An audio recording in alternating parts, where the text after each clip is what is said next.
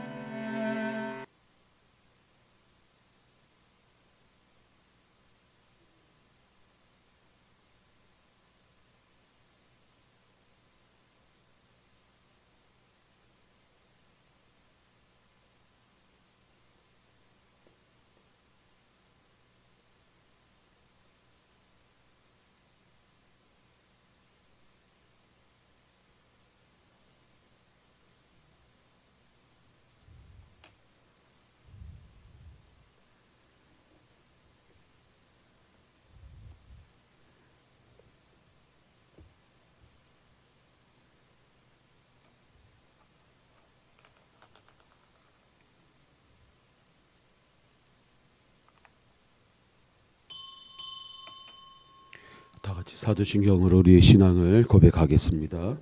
전능하사 천지를 하나님 아버지를 내가 믿사오며 그 외아들 우리 주 예수 그리스도를 믿사오니 이는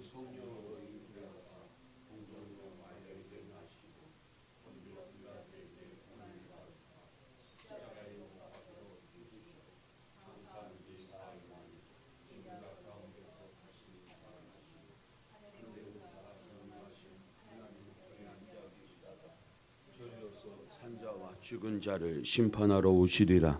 성령을 믿사오며 거룩한 공예와 성도가 서로 교통하는 것과 죄를 사하여 주시는 것과 몸이 다시 사는 것과 영원히 사는 것을 믿사옵나이다. 아멘. 찬송가 543장 어려운 일 당할 때 나의 믿음 적으나 543장입니다.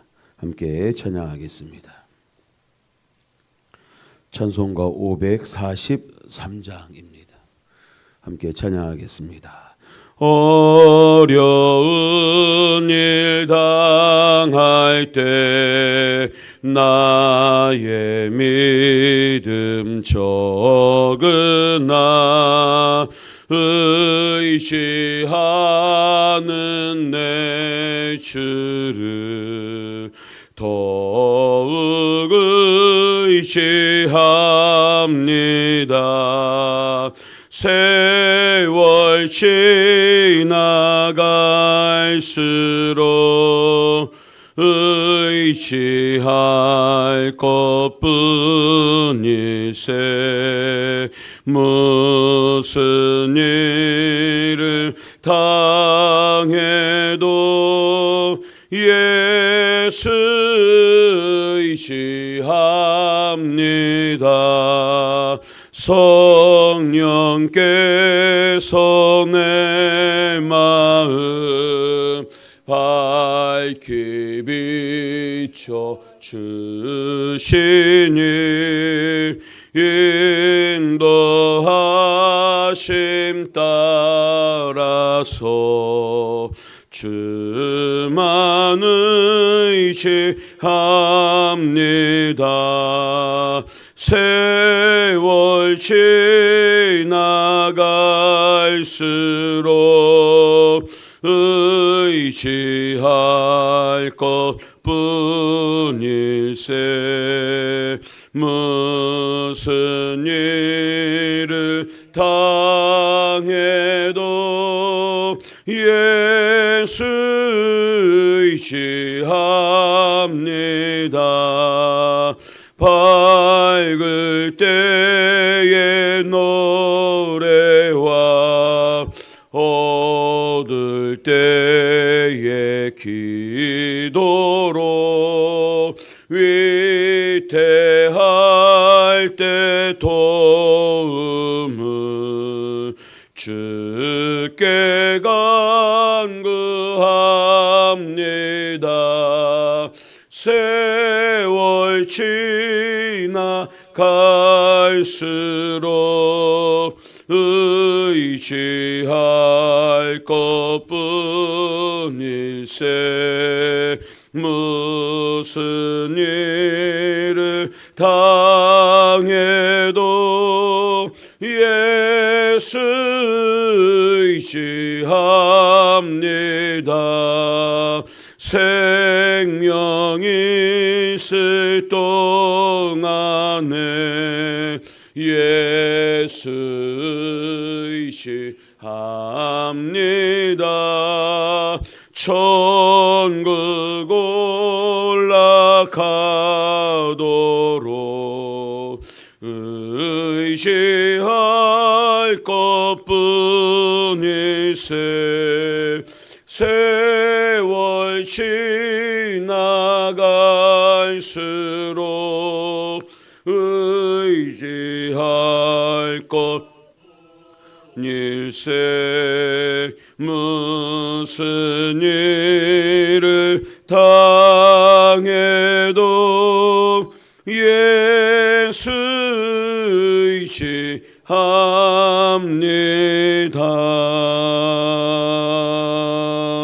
아멘. 오늘 우리에게 주신 하나님의 말씀은 창세기 12장 10절부터 20절까지 말씀입니다. 창세기 12장 10절부터 20절까지 말씀 같이 한 목소리로 함께 봉독하겠습니다. 12장 10절부터 20절까지 말씀입니다. 같이 찾으신 줄 알고 봉독하도록 하겠습니다. 그 땅에 기근이 들었으므로 아브라함이 애굽에 거류하려고 그리로 내려갔으니 이는 그 땅에 기근이 심하였음이라. 그가 애굽에 가까이 이르렀을 때에 그의 아내 사라에게 말하되 내가 알기에 그대는 아리따운 여인이라. 애굽 사람이 그대를 볼 때에 이르기를 이는 그의 아내라 하여 나는 죽이고 그대는 살리리니 원하건대 그대는 나의 누이라 알아. 그러면 내가 그대로 말미암아 안전하고 내 몸이 그대로 말미암아 보존되리라 아니라.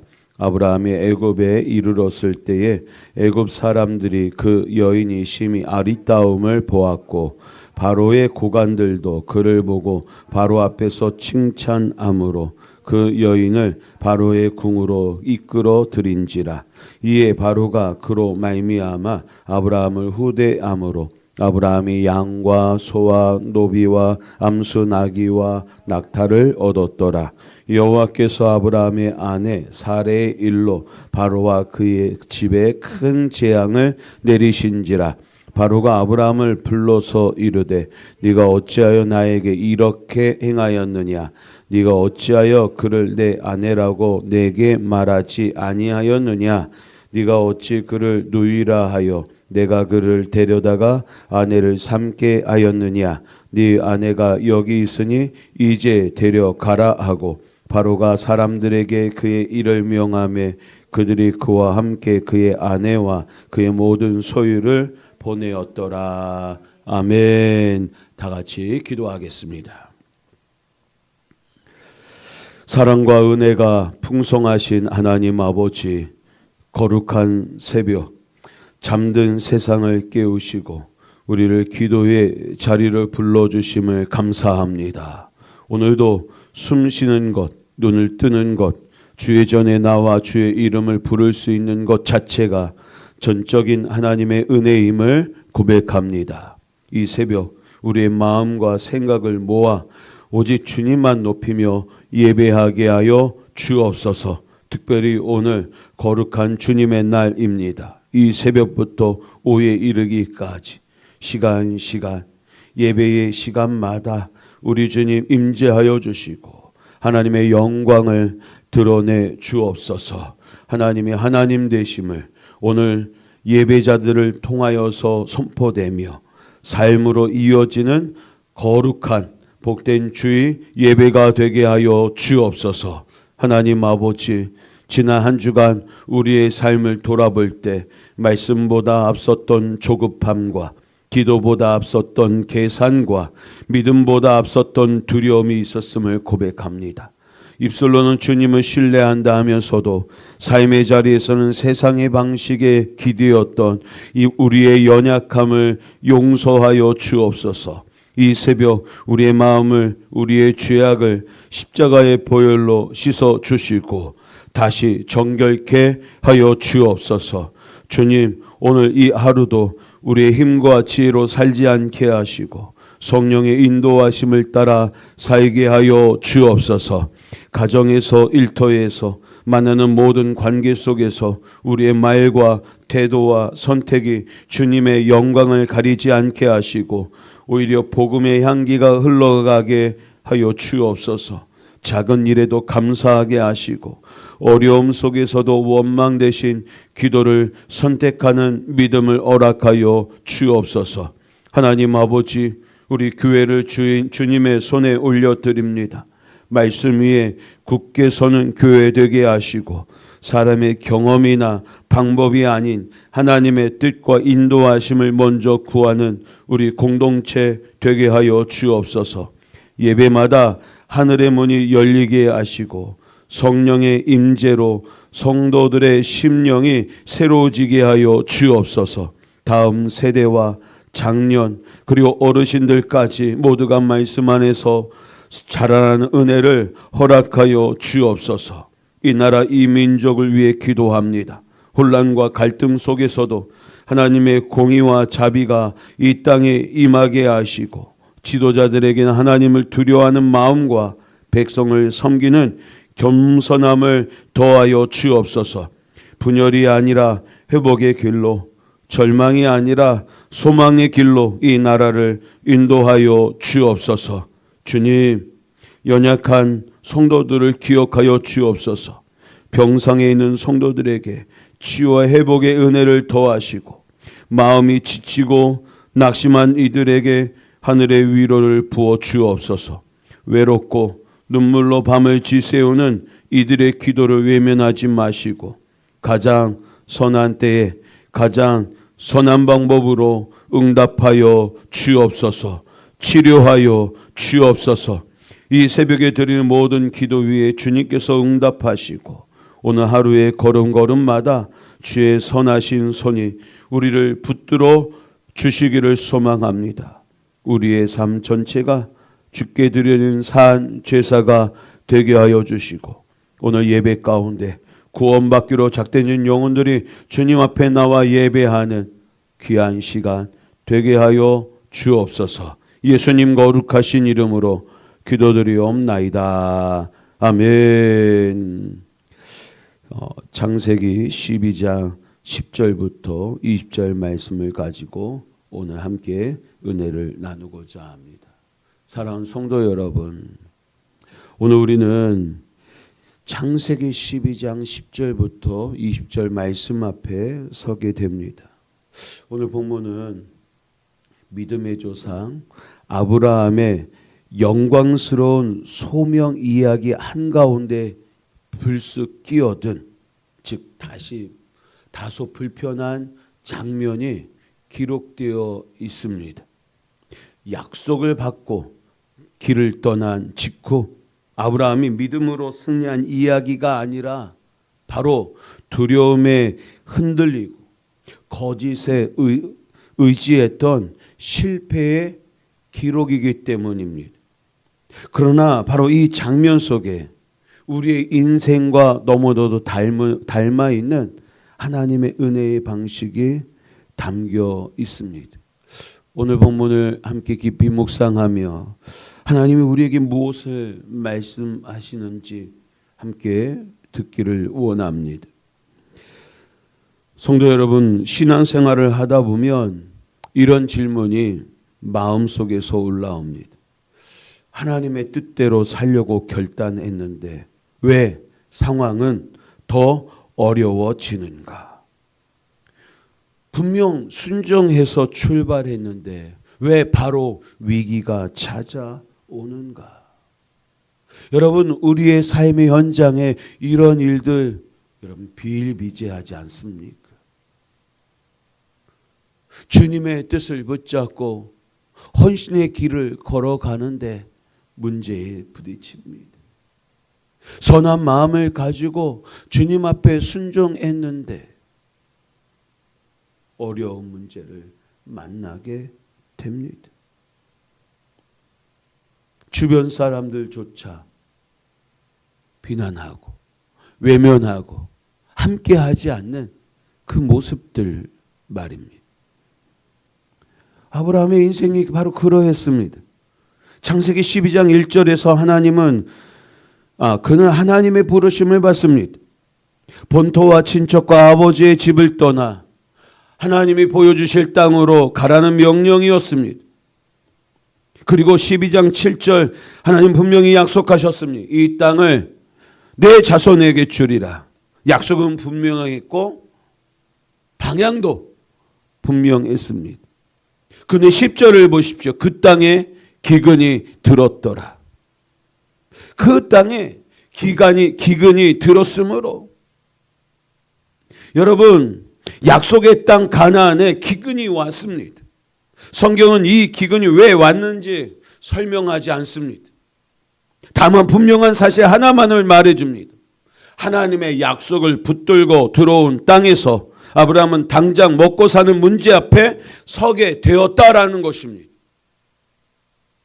성도 여러분, 이것이 신앙의 현실입니다. 순종했다고 해서 시험이 면제되는 것이 아닙니다.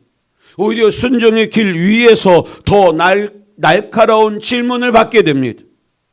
그래도 하나님을 신뢰할 것인가? 너 그래도 하나님 신뢰할래? 본문은 아브라함의 선택을 아주 담담하게 기록합니다. 그는 애굽으로 내려갑니다. 애굽은 나일강이 있는 풍요의 땅이었습니다. 인간적으로 보면 매우 합리적인 선택이죠. 왜? 먹을 것이 해결되니까. 문제는 단순히 애굽으로 내려갔다는 사실이 아닙니다.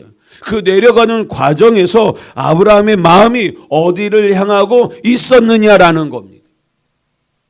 아브라함은 애굽에 가까이 갔을 때 아내 사레에게 말했습니다. 당신은 아리따운 여인이라. 그리고 이렇게 말합니다. 그들이 당신으로 말미암아 나를 죽일까 하노니 당신은 내 누이라 하라. 내 누이라 하라. 여기서 아브라함의 내면이 적나라하게 드러납니다. 그는 여러분 하나님이 아니라 상황과 사람들의 반응을 계산하고 있다라는 겁니다. 이 장면에서 우리는 불편해집니다. 믿음의 조상이라 불리는 아브라함이 아내를 보호하기는커녕 자신의 생존을 위해서 거짓을 택했다라는 겁니다. 그리고 그 거짓은 사례를 바로의 집으로 끌어들이는 결과를 낳습니다. 성도의 여러분, 이것이 질문입니다. 약속을 받은 사람도 위기 앞에서는 이렇게 무너질 수 있느냐? 성경은 이 질문을 피하지 않습니다. 오히려 아주 솔직하게 우리에게 보여주고 있다라는 사실입니다. 성도 여러분, 오늘 본문에서 가장 놀라운 장면을 보십시오. 바로 17절입니다. 여호와께서 아브라함의 아내 사레의 일로 바로와 그 집에 무엇을 내리셨습니까? 큰 재앙을 내리신지라 했습니다. 여기서 주목할 것은 누가 움직이고 있는가입니다. 아브라함이 기도했다라는 말이 없습니다.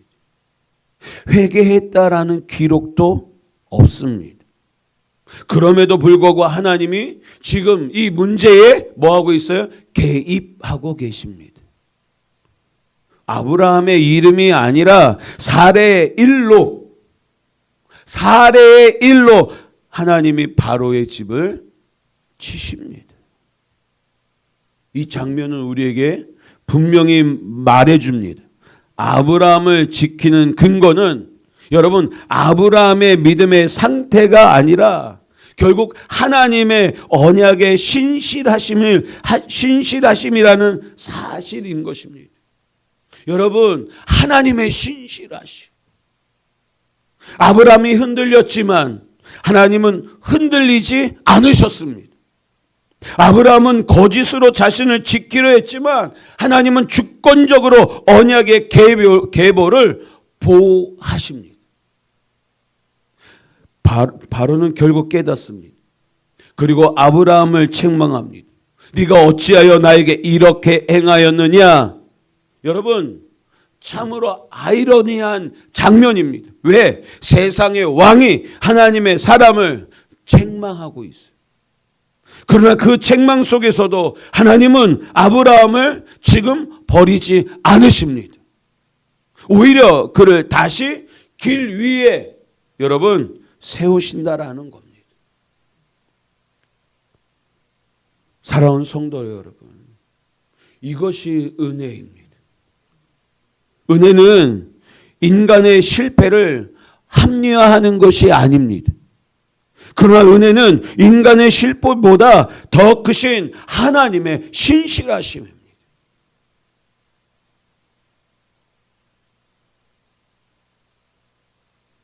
오늘 우리도 가나안의 약속을 믿고 살다가 갑작스러운 기근을 만날 때가 있습니다. 경제적인 위기, 명예퇴직, 관계의 문제, 건강의 문제, 자녀의 문제. 그때 우리는 이렇게 묻죠. 하나님 왜 지금입니까? 하나님 왜 나에게 이러십니까? 그리고 그 순간 우리도 애굽을 향해 내려갑니다. 하나님께 묻기보다 인간적인 계산에 의존합니다. 정직함보다 타협을, 신뢰보다는 안전장치를 먼저 붙듭니다. 힘 있는 사람을 찾아가고 해결할 수 있는 사람에게 연을 만들려고 하고, 말로는 믿음이라 하지만 실제 선택은 여러분 두려움이 이끄는 경우가 얼마나 많습니까? 특히 이 장면에서 우리는 질문을 받아야 합니다. 나는 위기 앞에서 하나님보다 무엇을 더 붙들고 있는가? 하나님보다 나는 뭘 더 의지하고 있는가? 아브라함의 애굽은 지리적 장소였지만 우리의 애굽은 마음의 방향입니다. 마음의 방향. 사랑하는 성도 여러분, 오늘 본문은 우리에게 이렇게 말하지 않습니다. 아브라함처럼 살지 마라.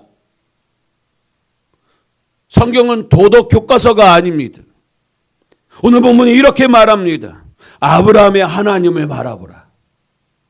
아브라함의 하나님을 바라보라. 신실하심으로 일하시는 하나님, 주권적으로 우리의 상태, 상황에 일희일비하지 아니하시고 주권적으로 일하시는 하나님을 보라. 그러므로 첫째, 실패를 숨기지 말고, 여러분 이 실패를 가지고 세상을 향하여 나아가지 마십시오. 우리의 마음의 방향도 세상을 붙들지 마십시오. 하나님 앞에 나오시기 바랍니다. 아브라함의 실패는 성경이 그대로 기록되었습니다. 하나님은 연약한 믿음을 가진 사람을 통해서도 자신의 역사를 이어가십니다. 오늘 실패했다고 낙심하지 마십시오. 나의 문제, 나의 실패, 나의 아픔을 가지고 하나님 앞에 나오시기 바랍니다. 한 성도가 기억납니다. 평일날 아무도 찾지 않는 이 예배다.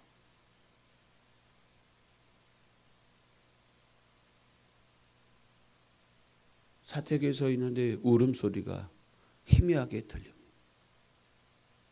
요 앞에 땅바닥에 주저앉았어. 한 여자 성도가 펑펑 울면서 땅을 치면서 기도하는 모습이었습니다.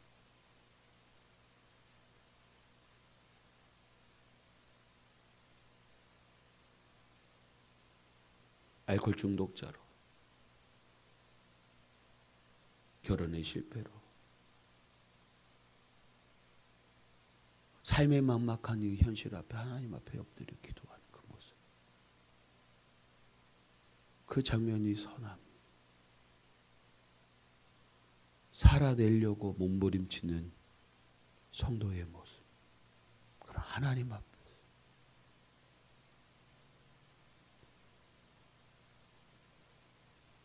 우리의 문제를 숨기지 말고 하나님 앞에 나오시기 바랍니다. 둘째, 위기의 순간에 내가 지킬 수 있는 것보다 하나님이 지키시는 것을 여러분 바라보시기 바랍니다.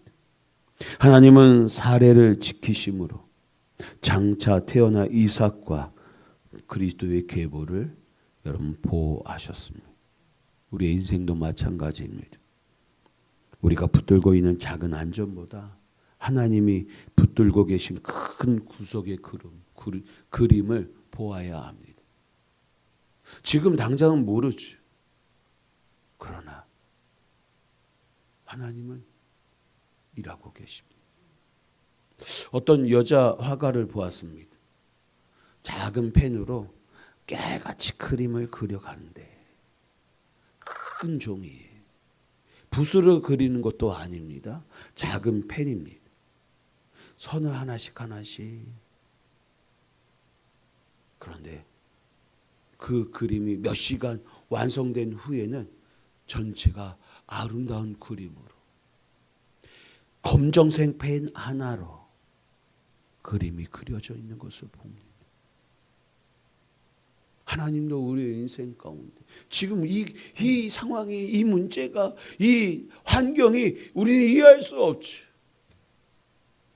그러나 나의 인생의 큰 그림을 하나님이 붙드셔서 하나님의 영광을 위한 도구로 나를 사용하고 계심을 믿으시기 바랍니다. 그리고 세 번째, 여러분 다시 길 위로 돌아가십시오. 바로는 아브라함을 내보냅니다.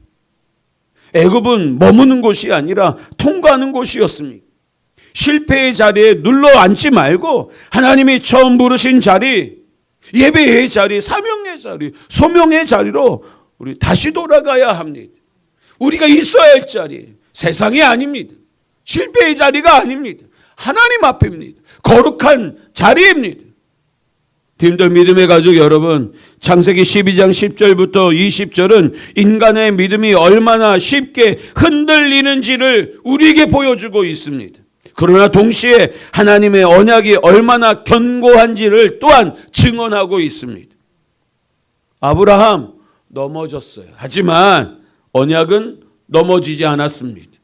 아브라함은 거짓을 선택했지만 하나님은 진실로 역사하셨습니다. 신실하심으로 주권적으로 역사하셨습니다. 결국 우리의 구원과 삶은 우리의 믿음의 완성도에 달려있지 않습니다.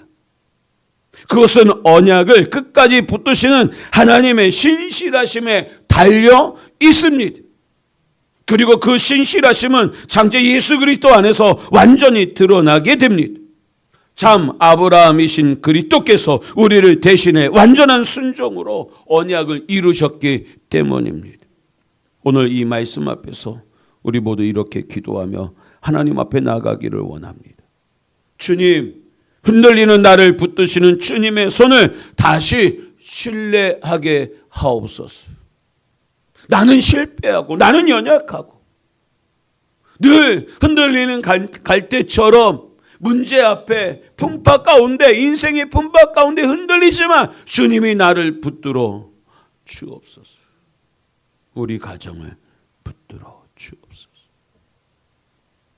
약속의 길에서 넘어졌을지라도, 믿음의 여정 속에서 우리가 넘어졌을지라도 다시 일어나 언약의 하나님을 바라보는 우리 모두가, 저와 여러분들이 다 되시기를 주님의 이름으로 축원합니다. 주기도문 하겠습니다. 하늘에 계신 우리 아버지여, 이름이 거룩히 여김을 받으시오며 나라의 임하옵시며 뜻이 하늘에서 이룬 것 같이 땅에서도 이루어지이다.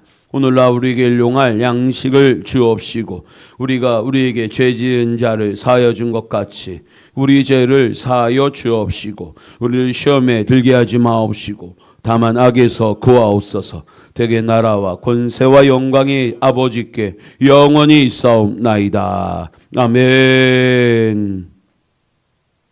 다 같이 기도하겠습니다.